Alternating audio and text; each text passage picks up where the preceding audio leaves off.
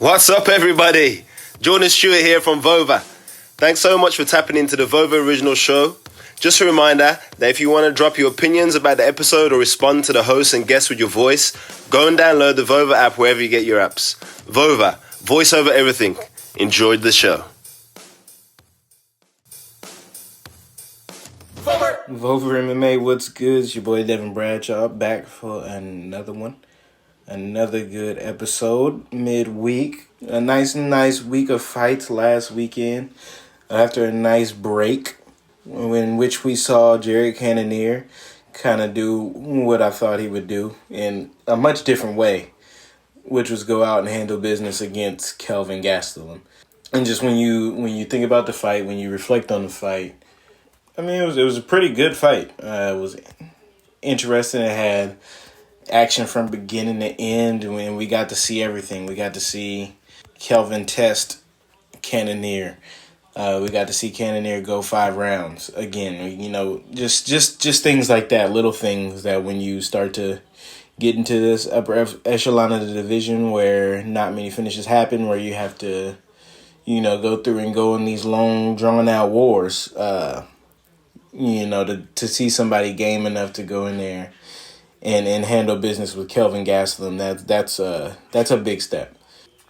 So yeah, I mean, just looking at it, he was able to hurt Gastelum twice. He dropped him 2 or 3 times, and like I said, it was gonna be hard to put him away. And I don't really think anybody has put Gastelum away with strikes. And I didn't think it would happen on Saturday night, and Cannonier got as close as you possibly can to. Well, actually, not even really, because Kelvin popped back up after each one of those hits. So it's just, he's a durable guy, and he has his own weapons, where, going in and, trying to put that left hand on Cannonier and threatening with takedowns. And, he's one of the best at mixing in or at MMA wrestling, which is, mixing in strikes and, adding them to your grappling. And he was able to threaten with that, and Cannonier withstood that test. He showed the things that he had to, and he walked out, with a win, and that's, all you can really ask for. So yeah, I just thought it was a great night nonetheless. Looking at some of the other fights on the card, Mark Madsen handled his business against Clay Guida. He did what he had to do. And yeah, that's all you had to say about that. Pantoja and Brandon Royval, if you missed that fight, you missed the treat. And for how long it lasted, it was incredible for the 7 minutes that it went on. We got to see everything. We got to see 2 guys near the top of the flyweight division just go in there and showcase everything, whether it had been standing, whether it had been wrestling, getting takedowns, whether it had been, jiu-jitsu. And I thought both of these guys, I thought their submission games would cancel each other out. I thought they would be able to, or I thought Royval would be able to, keep the fight standing. And, Pantoja would have to show another element.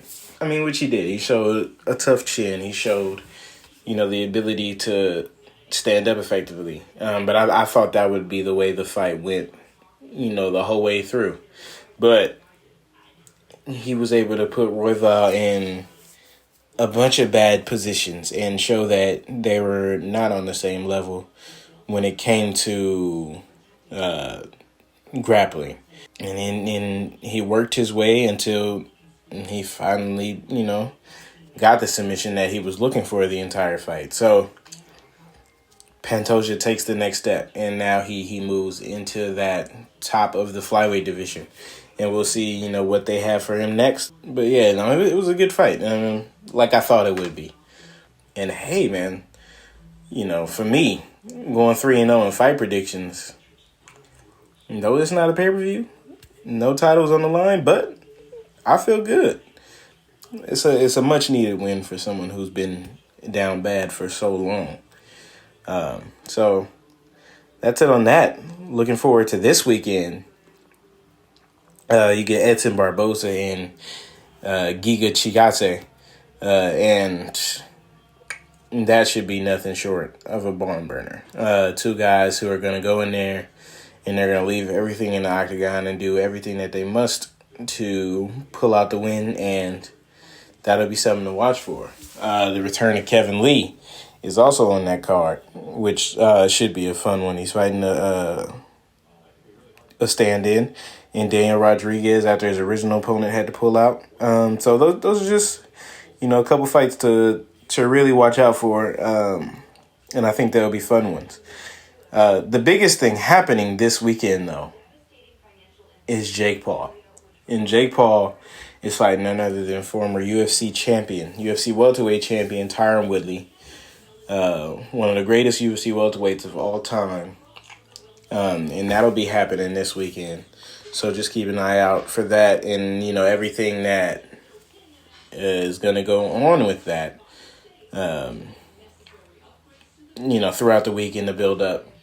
Up until Sunday when the fight happens should be incredible.